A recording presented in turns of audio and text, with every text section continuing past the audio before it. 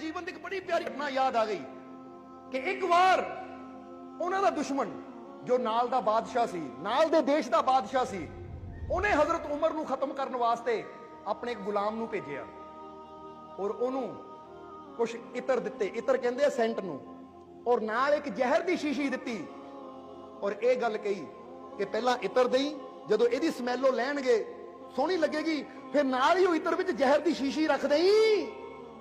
ਇਹ ਜ਼ਹਿਰ ਦੀ ਸ਼ੀਸ਼ੀ ਐਸੀ ਹੈ ਕਿ ਜਿਹੜਾ ਵੀ ਇਹਦੀ ਸਮੈਲ ਲੈਂਦਾ ਹੈ, ਯਾਨੀ ਇਹਦੀ ਮਹਿਕ ਲੈਂਦਾ, ਉਹ ਨਾਲ ਹੀ ਸੁੰਘਦੇ ਸਾਰੀ ਮਰ ਜਾਂਦਾ ਹੈ। ਹਜ਼ਰਤ ਉਮਰ ਦੀ ਮੌਤ ਹੋ ਜਾਏਗੀ ਔਰ ਨਾਲ ਉਸ ਬਾਦਸ਼ਾਹ ਨੇ ਕੁਝ ਧਨ ਭੇਜ ਦਿੱਤਾ ਔਰ ਨਾਲ ਇੱਕ ਕਹਿੰਦੇ ਹੈ ਗੁਲਾਮ ਔਰਤ ਨੂੰ ਭੇਜ ਦਿੱਤਾ ਜੋ ਬੜੀ ਸੁੰਦਰ ਸੀ। ਹੁਣ ਕਹਿੰਦੇ ਧਨ, ਗੁਲਾਮ ਔਰਤ ਔਰ ਨਾਲ ਉਸਨੇ ਉਹ ਇਤਰ ਭੇਜ ਦਿੱਤਾ ਕਿ ਇਹ ਨਜ਼ਰਾਨਾ ਦੇ ਦੇਈ ਮੇਰੇ ਵੱਲੋਂ, ਕਿਉਂਕਿ ਮਕਸਦ ਤਾਂ ਇਹ ਸੀ ਉਮਰ ਦੀ ਜਾਨ ਲੈਣ ਦਾ। ਜਦੋਂ ਇਹ ਗੁਲਾਮ ਪਹੁੰਚਿਆ ਮਦੀਨੇ ਵਿੱਚ, ਹਜ਼ਰਤ ਉਮਰ ਬਾਰੇ ਪੁੱਛਿਆ ਕਿ ਤੁਹਾਡਾ ਬਾਦਸ਼ਾਹ ਕਿੱਥੇ ਹੈ ਉਮਰ, ਤਾਂ ਲੋਕਾਂ ਨੇ ਦੱਸਿਆ ਕਿ ਸਾਡਾ ਬਾਦਸ਼ਾਹ ਉਮਰ ਉਹ ਤਾਂ ਫਕੀਰਾਂ ਦੀ ਤਰ੍ਹਾਂ ਰਹਿੰਦਾ ਹੈ। ਕਹਿਣ ਨੂੰ ਹੀ ਹੈ ਮੱਕੇ ਦਾ ਬਾਦਸ਼ਾਹ, ਪਰ ਰਹਿੰਦਾ ਫਕੀਰਾਂ ਦੀ ਤਰ੍ਹਾਂ ਹੈ, ਉਹ ਫਲਾਨੀ ਜਗ੍ਹਾ ਬੈਠਾ ਹੈ। ਜਦੋਂ ਕਹਿੰਦੇ ਇਹ ਗੁਲਾਮ ਗਿਆ, ਇਹਨਾਂ ਤਾਂ ਸੋਚਿਆ ਸੀ ਜਿੱਦਾਂ ਸਾਡਾ ਬਾਦਸ਼ਾਹ ਆਲੀਸ਼ਾਨ ਮਹਿਲਾਂ 'ਚ ਰਹਿੰਦਾ ਹੈ ਇੱਦਾਂ ਹੀ ਰਹਿੰਦਾ ਹੋਏਗਾ, ਪਰ ਉਮਰ ਨੂੰ ਦੇਖਿਆ ਕਿ ਪੇੜ ਥੱਲੇ ਬੈਠੇ ਹੋਏ ਹੈ, ਉਹ ਵੀ ਥੱਲੇ ਬੋਰੀ ਵਿਛਾ ਕੇ। ਔਰ ਜਾ ਕੇ ਉਸਨੇ ਜਦੋਂ ਦੇਖਿਆ ਤਾਂ ਦੇਖ ਕੇ ਉਹਦੇ ਮਨ 'ਚ ਉਹ ਦਰਸ਼ਨ ਕਰਕੇ ਐਸੀ ਖਿੱਚ ਪਈ ਕਿ ਇਹ ਤਾਂ ਰੱਬ ਦਾ ਕੋਈ ਨੇਕ ਬੰਦਾ ਲੱਗਦਾ ਔਰ ਮੇਰਾ ਬਾਦਸ਼ਾਹ ਇਹਨੂੰ ਮਾਰਨਾ ਚਾਹੁੰਦਾ ਹੈ। ਜਰਾ ਸਮਝਣਾ ਸਾਰੇ ਜੀ। ਹੁਣ ਕਹਿੰਦੇ ਉਹ ਗੁਲਾਮ ਦੇ ਮਨ 'ਚ ਇਦਾਂ ਦੀ ਭਾਵਨਾ ਪੈਦਾ ਹੋਈ, ਉਹਨਾਂ ਉਮਰ ਨੂੰ ਕਿਹਾ, ਹਜ਼ਰਤ ਉਮਰ ਮੈਨੂੰ ਫਲਾਣੇ ਬਾਦਸ਼ਾਹ ਨੇ ਭੇਜਿਆ ਹੈ, ਤੁਹਾਡੇ ਵਾਸਤੇ ਕੁਝ ਨਜ਼ਰਾਨਾ ਲੈ ਕੇ ਆਇਆ ਹਾਂ। ਤਾਂ ਉਮਰ ਨੇ ਕਿਹਾ ਕਿਹੜਾ ਨਜ਼ਰਾਨਾ? ਉਹਨੇ ਦੱਸਿਆ ਜੀ ਆਹ ਦੌਲਤ। ਉਹ ਕਹਿੰਦੇ ਮਸਜਿਦ ਨਬਵੀ ਬਣ ਰਹੀ ਹੈ, ਯਾਨੀ ਹਜ਼ੂਰ ਦਾ ਮਦੀਨਾ ਬਣ ਰਿਹਾ ਹੈ, ਬਹੁਤ ਅੱਛਾ ਹੈ, ਇਹਨੂੰ ਮੈਂ ਕਬੂਲ ਕਰਦਾ, ਇਹ ਮਸਜਿਦ ਬਣਾਉਣ ਦੇ ਕੰਮ ਆਏਗੀ, ਕਿਉਂਕਿ ਉਸਲੇ ਮਦੀਨੇ ਦਾ ਕੰਮ ਚੱਲ ਰਿਹਾ ਸੀ ਜਿੱਥੇ ਹਜ਼ੂਰ ਮੁਹੰਮਦ ਦੀ ਮਜ਼ਾਰ ਹੈ। ਫਿਰ ਉਹਨੇ ਕਿਹਾ ਮੈਂ ਇੱਕ ਗੁਲਾਮ ਲੈ ਕੇ ਆਇਆ, ਯਾਨੀ ਲੜਕੀ ਨੂੰ ਕਿਹਾ ਜਾਂਦਾ ਹੈ ਗੁਲਾਮਾਂ ਨੂੰ, ਇਹ ਲੈ ਕੇ ਆਇਆ ਹਾਂ। ਹਜ਼ਰਤ ਉਮਰ ਨੇ ਜਦੋਂ ਉਹਦੀ ਤਰਫ ਦੇਖਿਆ ਤਾਂ ਦੇਖ ਕੇ ਕਿਹਾ ਸੁਭਾਨ ਅੱਲਾਹ, परमात्मा ने बड़ी अच्छी सूरत पैदा की है। फिर हजरत उमर ने एक नाल ही नौजवान बैठा सी जिहदी शादी नहीं हुई सी। हजरत उमर ने कहा ऐ नौजवान तू इस नाल शादी करना चाहता है?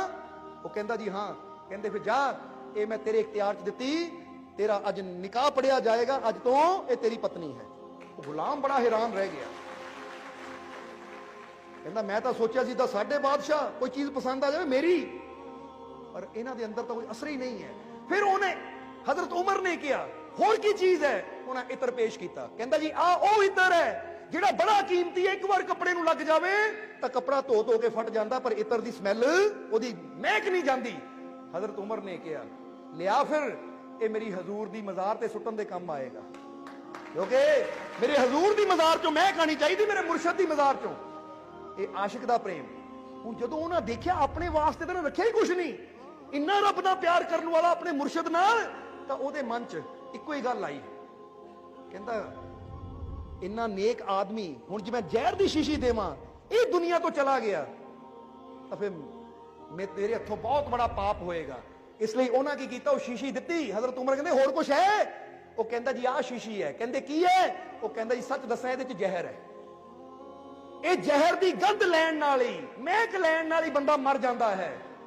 इसलिए हुण भेजिया तां मारन वास्ते सी, पर उन्हां गल किदां बदली कि ये भेजिया है तां कि जे कोई तुहाडा दुश्मन होवे, जेड़ा तुहानूं लगे मेरा दुश्मन है, तां ये जहर तुसीं ओनूं दे के मार सकदे हो। हजरत उमर ने हस के शीशी पकड़ी, कहंदे है एक मेरा सब तो बड़ा दुश्मन, अच्छा कीता तू जहर ले आया। वो कहंदा जी केड़ा तुहाडा दुश्मन है, क्योंकि जिथे तक तुसीं मैनूं नजर आंदे हो तुहाडा दुश्मन तां कोई हो ही नहीं सकदा। वो कहंदे है लिया, बहुत अच्छा है तू जहर ले आया। वो कहंदे जी दुश्मन केड़ा है? तो हजरत उमर कहंदे तू नहीं जान सकदा, क्योंकि मेरा दुश्मन मेरे अंदर बैठा है, नफ्स, ये मन। जरा गौर करना।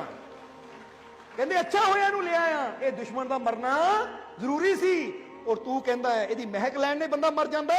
वो कहंदा जी हाँ। उन्होंने शीशी खोली, पी गए, बिस्मिल्लाह कह के रब दा नाम लैके शीशी पी गए। वो गुलाम दा तां हथ पैर कंबण लग गए, जेदी महक लैण ने बंदा मर सकदा, इन्ना शक्तिशाली खतरनाक जहर, वो पूरी शीशी पी के छोटी गई, ये तो हुण खत्म।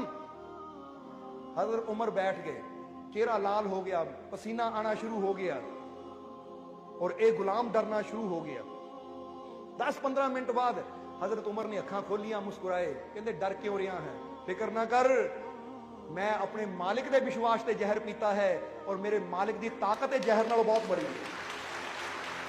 जिदा मीरा ने सतगुर के भरोसे जहर पी लिया सी ना, तो जहर ने उन्हें कुछ नहीं बिगाड़िया। हजरत उमर ने की साबित किया?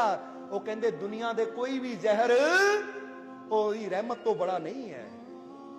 इसलिए ये मिसाल तुहानू क्यों दसी कि तुहाडे जीवन च भी कई बार ਅਸੀਂ ਕੀ ਕਰਦੇ, ਛੋਟੀ ਛੋਟੀਆਂ ਚੀਜ਼ਾਂ ਤੋਂ ਡਰਦੇ ਰਹਿੰਦੇ। ਆਹ ਖਾ ਲਿਆ ਮੈਨੂੰ ਕੁਝ ਹੋ ਜਾਏਗਾ, ਆਹ ਖਾ ਲਿਆ ਮੈਨੂੰ ਕਿਸੇ ਨੇ ਦੇ ਦਿੱਤਾ, ਕੋਈ ਲੱਡੂ ਦੇ ਦਿੱਤਾ ਮੈਨੂੰ ਕਿਸੇ ਨੇ ਕਰ ਦਿੱਤਾ, ਉਹ ਵੀ ਵਹਿਮ ਹੈ, ਮੈਨੂੰ ਕੁਝ ਹੋ ਜਾਏਗਾ। ਯਾਦ ਰੱਖੋ, ਆਪਣੇ ਮਾਲਿਕ ਤੇ ਇੰਨਾ ਭਰੋਸਾ ਰੱਖੋ, ਉਹਦਾ ਨਾਮ ਲੈ ਕੇ ਜਦੋਂ ਵੀ ਖਾਈਏ ਉਹਨੂੰ ਯਾਦ ਕਰਕੇ ਭੋਜਨ ਕਰੀਏ, ਤਾਂ ਫਿਰ ਕਿਸੇ ਵੀ ਚੀਜ਼ 'ਚ ਇੰਨੀ ਤਾਕਤ ਹੈ ਨਹੀਂ ਜੋ ਸਾਡਾ ਕੁਝ ਵਿਗਾੜ ਸਕੇ।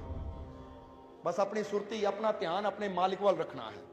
ਤਾਂ ਜਿੱਦਾਂ ਹਜ਼ਰਤ ਉਮਰ ਨੇ ਕਿਹਾ ਕਿ ਸਭ ਤੋਂ ਬੜਾ ਦੁਸ਼ਮਣ ਤਾਂ ਮੇਰੇ ਅੰਦਰ ਹੈ, ਤਾਂ ਤੁਸੀਂ ਵੀ ਜ਼ਰਾ ਸੋਚੋ ਇਹ ਗੱਲ ਨੂੰ ਕਿ ਸਭ ਤੋਂ ਬੜਾ ਦੁਸ਼ਮਣ ਕਿੱਥੇ ਹੈ। ਤੁਸੀਂ ਕਹਿੰਦੇ ਉਹ ਗੁਆਂਢੀ ਮੇਰਾ ਦੁਸ਼ਮਣ, ਉਹ ਫਲਾਨਾ ਇਨਸਾਨ ਮੇਰਾ ਦੁਸ਼ਮਣ।